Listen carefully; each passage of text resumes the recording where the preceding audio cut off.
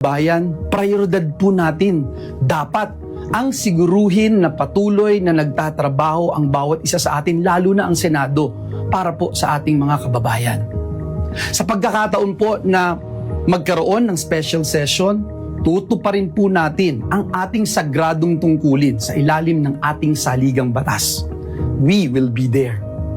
Una po, maghahain tayo ng resolusyon para matiyak na may sapat na pondo para sa relief, rehabilitation at muling pagbangon ng mga lugar na tinamaan ng lindol sa parte ng Mindanao. Kailangan pong malaman agad ng mga ahensya kung ano nga po ba at gaano kalaking tulong ang kailangan ng bawat komunidad at pamilyang Pilipino. Pangalawa, isusulong po natin ang mga pinakakailangang mga panukalang batas, lalo na po yung mga panukalang nasa huli na at ikatlong pagbasa. Ikatlo, bibigyan katiyakan po natin ang ating mga kapwa lingkod bayan na naghihintay ng confirmation ng kanilang mga appointment, lalo na po ang mga opisyal ng ating sandatahang lakas.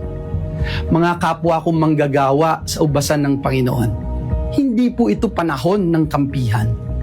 Kapag may kababayan po tayong nangangailangan, tungkulin po nating tumugon at maglingkod. Noon hanggang ngayon, klaro po sa atin, klarong-klaro po sa atin ang dahilan kung bakit tayo narito bilang lingkod bayan. Klaro po sa atin kung bakit tayo ay dinala ng Diyos sa posisyon na ito. Tungkulin po nating protektahan ang ating institusyon at unahin ang kapakanan ng ating mga kababayan.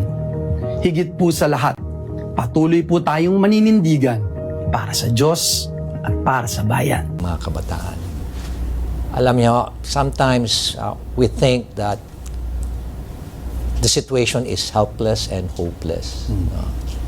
Sometimes we think that there's no light at the end of the tunnel. Parang napakadilim ng ating mga dinadaanan ngayon. But you have to keep faith.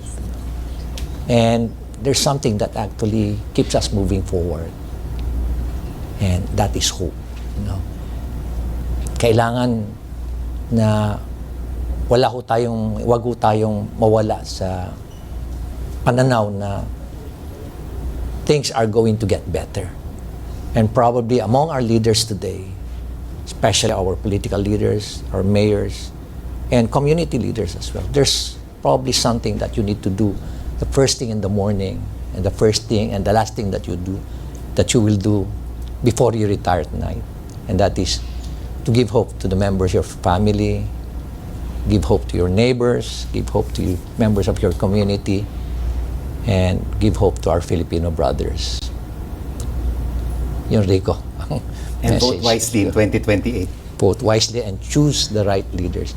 We have to know and learn how to choose the right leaders. Sana ho, magising na tayo at matuto na po tayo.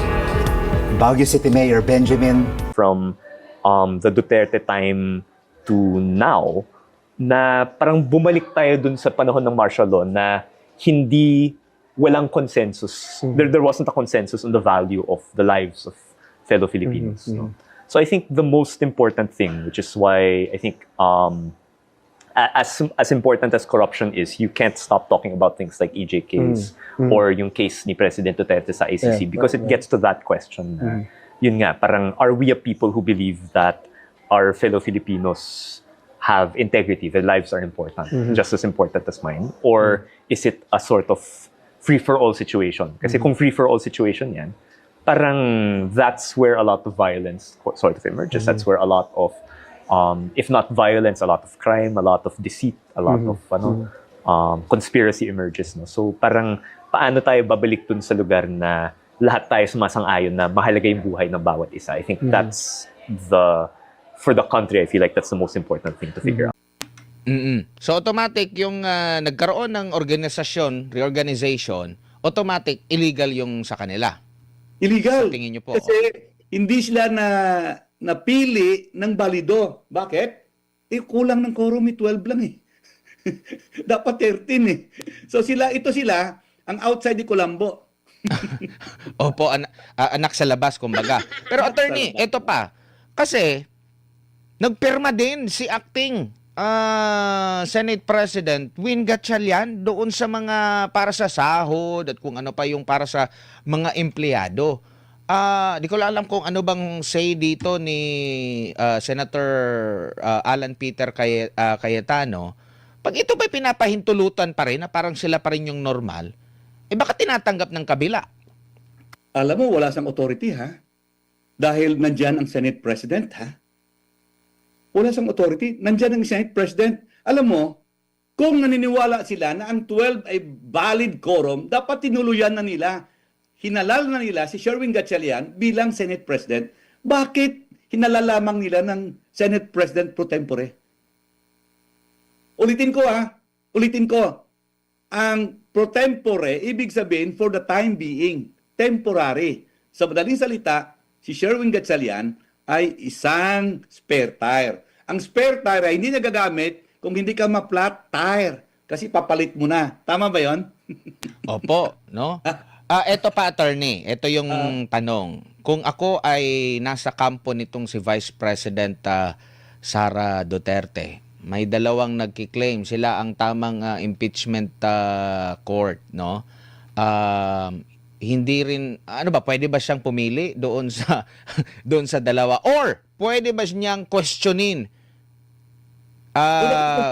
questionin niya sa impeachment court? Dalawa ngayon or pwede siyang Pwede dumiretso questionin. sa Korte Suprema, attorney? Pwede kasi hindi niya alam kung saan siya pupunta eh. Pero kung ako, ito ha, di ba yung grupo ni Cayetano na nag-take out na? Tama. Take out na bilang senator judges in the impeachment court. Di ba tama yan? Tama, nanumpa na po sila. Pati nga yung Nanumpa na sila. pati nga yung Totoo. rules. Ang rules na pagkasunduan na rin kasi 'di ba? May alala yung iba na sabi niya hindi, wala nang kasi yung rules tapos na, napagbotohan na natin. Hindi na yun mababago, pero ang pinaka-latest parang binago din ata nila yung rules na patungkol doon sa sino yung magpe-preside na nabanggit mo nga doon sa una nating interviews na hindi naayon sa konstitusyon. Pakiulit lang yun, attorney, kung sino lang ba yung pwedeng mag-preside kasi sa kanilang bagong pinasang rules, kahit sino pwedeng mag-preside. Ay hindi. Ganito po. Ang presiding officer dito ay ang Senate President. Si Sherwin Gatchalian po, hinala lamang ng 12, again 12 lamang ang humalal sa kanya bilang Senate President pro tempore. Pag pro tempore po kayo, assuming without arguing na valid ang election mo bilang ng 12 senators, ay ano ka pa rin? Pro tempore ka pa rin, acting ka lang. For the time being, temporary ka lang. Buhay na buhay yung yung Senate President, si Alan Cayetano, buhay na buhay. Hindi siya incapacitated para mag-discharge ng powers and duties ng isang Senate President. Opo. Sa tingin niyo po ba dapat meron ng nag-question ito sa Korte Suprema na may legal standing bago pa man na meron kasi tayong naririnig na may parang lilipat. Ang nangyari lang kasi wala pang session ngayon kaya walang pero umuugong din na magkakaroon ng mga special session na mangyayari, attorney. Alam mo, ang problema nito sa tingin ko naniniwala ako nito nag-harden ang posisyon. Kung pigsa yan, tumigas yan. Nako.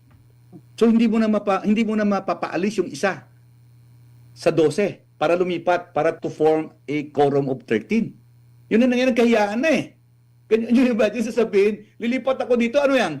Ang ibig sabihin yan, kulong o kwarta? Di ba?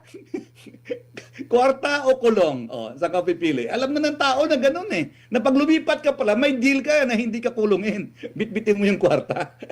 Di ba?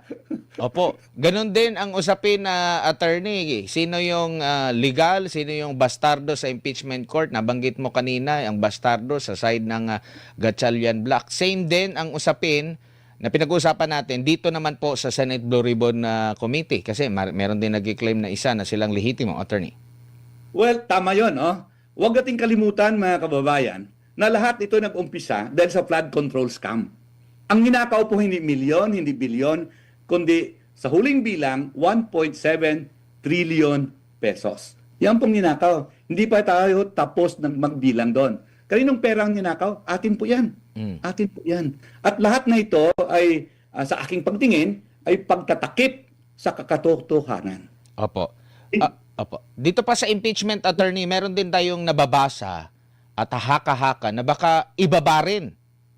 Mula sa 2/3, tama ba? 2/3. Mula sa 16, ibaba pa yung magiging basehan or yung botohan na pwedeng ma-impeach ang pangalawang Pangulo. May mga ganyang haka-haka eh. Parang yung style daw ng reorganization, yung pagdetermina nila ng quorum, yung pagboboto nila, baka ito rin daw. Baka bumaba din daw yung threshold doon sa impeachment, attorney. Ano masasabi niyo po dyan?